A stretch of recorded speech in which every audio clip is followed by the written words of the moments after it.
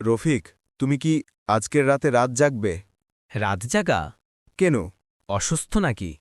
না, অসুস্থ কিছু না।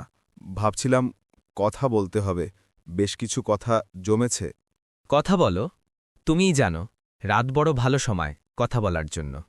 তুমি যখন ছোট ছিলে, মা দাদার বাড়িতে যেতে, তারা বলতো জীবন ছোট নয়, শুধু সময় কম। তুমি মনে আছে? মনে আছে। তুমি একটা কাদার দানা রেখে দিয়েছিলে আমার পকেটে, বলতে বলেছিলে, রফিক মনে থাকবে? আমি ফেলে দিয়েছিলাম। আজও আমি সেই দিন ভুলাই না। আমার মনে হয় আমরা অনেক কিছু ভুলেই যাই, জীবনের ছোট ছোট কথাগুলোই বড় হয়ে ওঠে পড়ে। তুমি হঠাৎ খুব ভাবলেস কেন ভাই? কোনো সমস্যা? বলো, আমি আছি তো। তুয়া, তুই জানো তুয়া এখন আর নেই। মনে হয় না কি সব কিছু বদলে গেল আমার জন্য। তুয়া? কি বলছ? তুয়া তো ঠিকই আছে।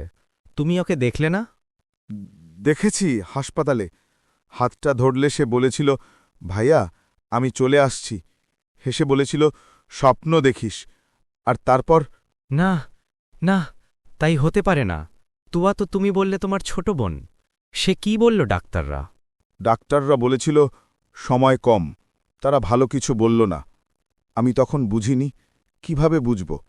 তোমাকে বললাম না, লজ্জায়, ভয় পেয়ে। তুমি কেন লজ্জা? আমি তোমার পাশে আছি। তুয়ার জন্য আমরা কি করতে পারি বলো, আমি সব করব। আমি সব কিছু চেষ্টা করেছি, টাকা যোগ করেছি, কিন্তু কিছুই সময়কে ফেরাতে পারেনি। আজ রাতে আমি শুধু বলতে চাই, আমি তুয়ার সাথে শেষ কথাটা কি বলবো ঠিক করছি। তুমি কি বলবে তাই বলো, আমি তোমার সাথে আছি। তুমি একা নয়। তুয়া ছোটবেলায় ঘড়ির কাঁটায় আঁকত ছবি, বলতো, ভাইয়া বড় হলে আমি তোমার মতো হব।